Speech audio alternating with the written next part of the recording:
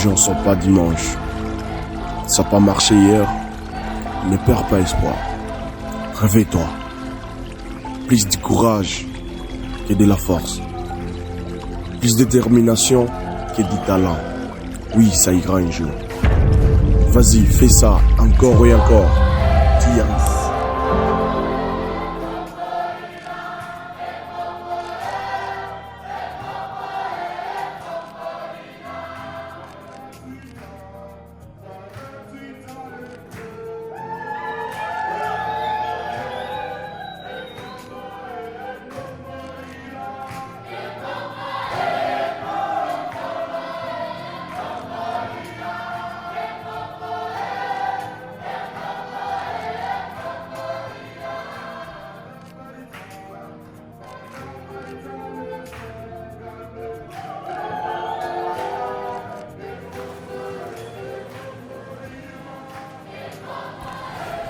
Mwiriwe, amazina yanjye nitwa Shyaka Bernard. Mu bijyanye n'ikinamico ndi umwanditsi ndetse nkaba na coach. Mu bijyanye na filmmaking ndi director nkaba n'umwanditsi wa club Urumuri rw'Isi Peace Club. Nkabanje kubabwira rero uko Urumuri rwatangiye gukorana na Peace of Life. Amakuru ya mbere twayumvishe mu mwaka wa 2014 aribwo umunyamuryango wacu Zirikana Jules wagiyeho bwa mbere muri Peace Camp yaje adusangiza uko amahoro bigenda, uko wayigisha, uko twabigenza kugira ngo natwe twimakaze amahoro. Akimara kwitubwira twumvaga nyine ari ibintu bisanzwe kuri twebwe.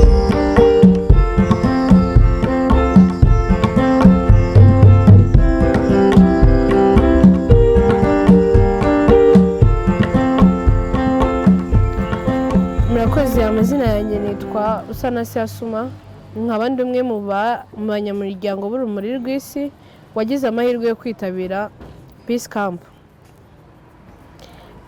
Muri Peace Camp icyo nigiyemo ni ibintu byinshi cyane, nizemo ibintu byinshi, ariko ikintu cyane courage gituma nakifuriza n'undi kugerayo. Njya muri Peace Camp nari ndi umuntu usanzwe, ariko naje mfite igitekerezo. Nafashaga abana ariko nyine nkabafasha mu rwego ruraho.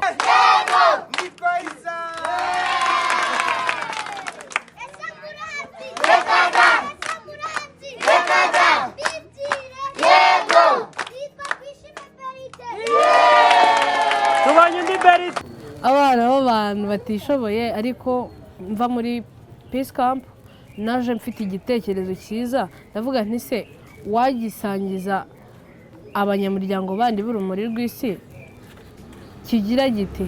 Se nta kuntu twazajya dufata abana bafite imirire mibi, wenda mu bushobozi twabonye tukabagaburira, tukabahereza nk'indyo yuzuye. Kandi twagiriwe n'amahirwe yo guhabwa training za physiotherapy. Abo bana bamwe na bamwe dufasha mu buryo bwo kubunga, twifuza ko bakimvise nk'abandi bana nyine, kuko kuba bafite ubumuga ntabwo bisobanuye ko nyine atari abantu nk'abandi, dore ko muri rubanda kenshi twumva ko nyine umwana ufite ubumuga aba ari uwo kuba mu nzu nta kindi kinaba amaze. Ariko njye wagiriwe amahirwe yo kwitabira Peace Camp, nakuyeho ubumenyi bwinshi buhagije, bituma numva nyine naza nkashishikariza abana bagenzi babo kubumva nk'abandi bana, n'ababyeyi babo nkabumva ko atari abo gutabwa, nyine ari abo kuza bakabana n'abandi. Ndetse n'imiryango imwe n'imwe ifitanye amakimbirane, aho bikunze dufitiye ubushobozi tukabaganiriza uko dushoboye. Biba bigoye ariko turagerageza. Nk'umuntu ungana nkanjye n'ababyeyi b'iyi minsi biba bigoye, ariko turagerageza. Rero nkaba igihe nitabiriye Peace Camp nagizemo abantu bose, yego narabakunze, ariko hari uwampaye motivation cyane, uwo bita Pastor Gibbs. Ni umuntu mwiza cyane, mugihura ahita gukora mu ntoki akagusengera. Hi, this is Wendell Gibbs, pastor of First Baptist Church Toronto.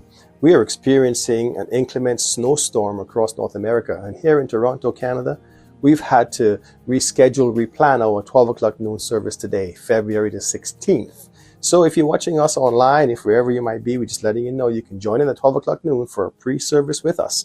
But we've had to cancel our in-person service 101 here on street, but we look forward to seeing you online. Join us and God bless you. Please drive safely and stay under God's protection during this snowstorm. Ndi kumwe n'abana naravuze nti se kubera iki ntabitoza abana mba ndi kumwe nabo. Ubu ngubu yego ntago bafite ubumenyi buri hejuru ku buryo basenga isengesho rifatika, ariko byibuze ugihura n'umwana wagize amahirwe yo guhura nanjye, ukimusohoza aragerageza akagusengera mu buryo ashoboye. Ntago biba bihagije, ariko mu buryo ashoboye aragusengera. Ubwo rero urumva ni ikintu cyiza nize nkaza nkigisha abana mba ndi kumwe n'abandi banyamuryango b'Urumuri rw'Isi ku bumenyi naherewe muri Peace Camp, nabo naraje mbaherezaho.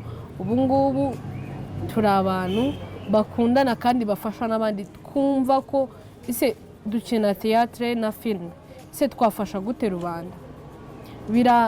Ntago ahangaha wenda muri iyi site duherereyemo ntago byonyine byaba bihagije, ariko kuvuga ati wenda n'urugero twakina filme ikajya kuri platforms zacu igahereza n'abandi bantu ubutumwa, bikadufasha ndetse bigafasha n'abandi bantu bagiriwe amahirwe yo kureba ibyo bikorwa byacu.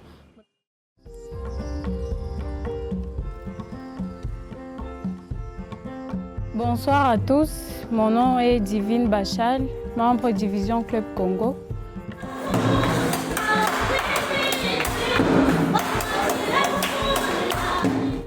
Mji wa Goma.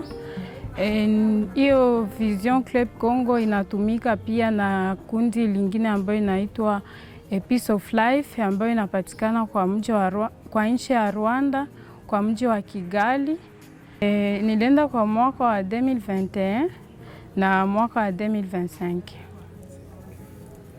Kitu ambayo tunafanya kama Vision Club Congo ili kuonesha amani katikati yetu na kuionesha watu. Kitu ambacho tunafanya ili kuonesha amani katika mazingira yetu, tunakuwa na siku ambazo tunaenda kuwatembelea watoto ambao wanakuwa kwenye maorfelina, na tunawapelekea vitu kidogo ambavyo tunakusanya kama kundi, chakula, mavazi, hata vitu vya kupeleka shule. Tunawapelekea huko ambako wanapatikana na tunafurahi nao pamoja, tunawafundisha, tunacheza nao. Pastor Gibbs. Nimejifunza kwake kupenda watu, kuishi pamoja na watu vizuri, kufundisha neno la Mungu na kufurahi na watu. Kitu ambacho nilifanya, ambacho nilitosha kwenye Peace Camp ni kufundisha watu amani, kupendana na kusoma neno la Mungu. Kwa kumaliza, nitashukuru wanamemba wote wa A Piece of Life na wanamemba wote wa Vision Club Congo, wa nchi zote, maana tunakuwa nchi mingi: Congo, Rwanda, Burundi, Uganda, Tanzania na Canada. Nitwa Tuyishimire Pascal, nagiye muri Peace Camp 2023. Mfite byinshi nababwira, ariko byinshi cyane pe. Ndashishikariza abantu bagiyeyo n'abatarajyayo gukomeza nyine kwerekera Peace Camp, kuko umuntu yigiramo ibintu byinshi cyane muri ubu buzima. Kintu nigiyemo cyambere ngewe kibanze no gusiga isi ari nziza kuruta uko nayisanze, kandi ndabakunda cyane. I love you so much.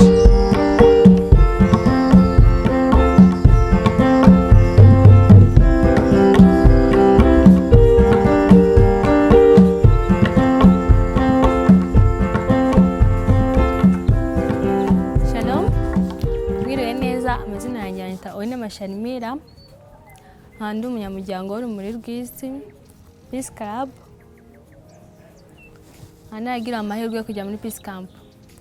Anyway, byari byiza cyane, twize byinshi, dukora byinshi. Bumve ko ibintu twize ari byo biri kumfasha mu buzima bwanjye ahangaha hanze. Urugero, kuva nava muri Peace Camp nahise nshinga club mu kigo, club y'abantu 10, club ishinzwe gufasha abantu bafite ihungabana cyangwa bafite nk'ikibazo ibintu bijyanye n'amahoro nyine. Anyway, byari byiza nyine tu. Urebye ndacyanashima kuko tumaze gufasha abana bajya muri 5, tukabagura uniform, abadafite uniform tukabagura uniform, kandi ibyo byose bikesha Peace Camp.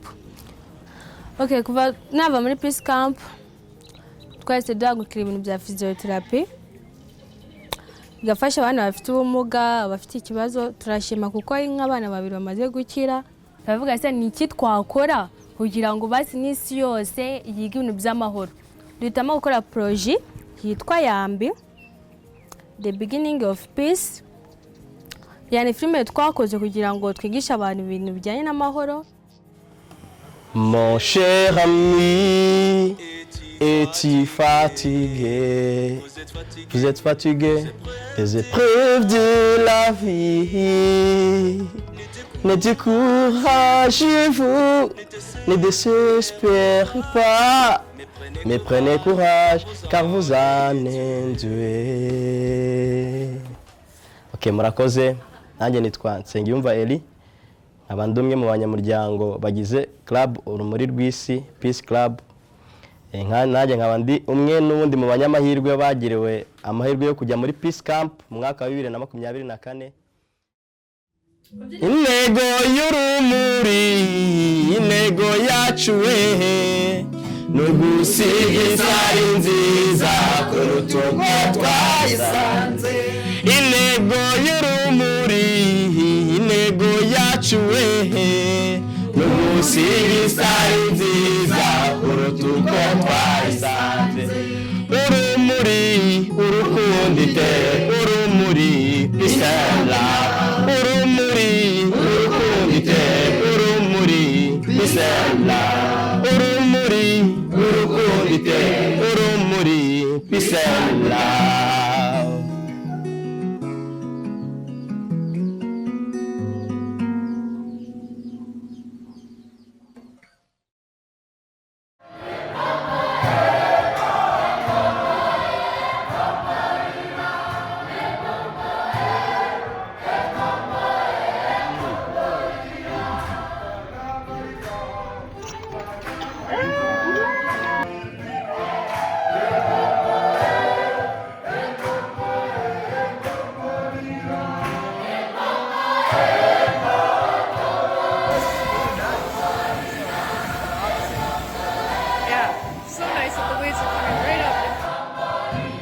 Wakanda, we are together. Comme les Wakanda, on est toujours ensemble. My team! My team! My team!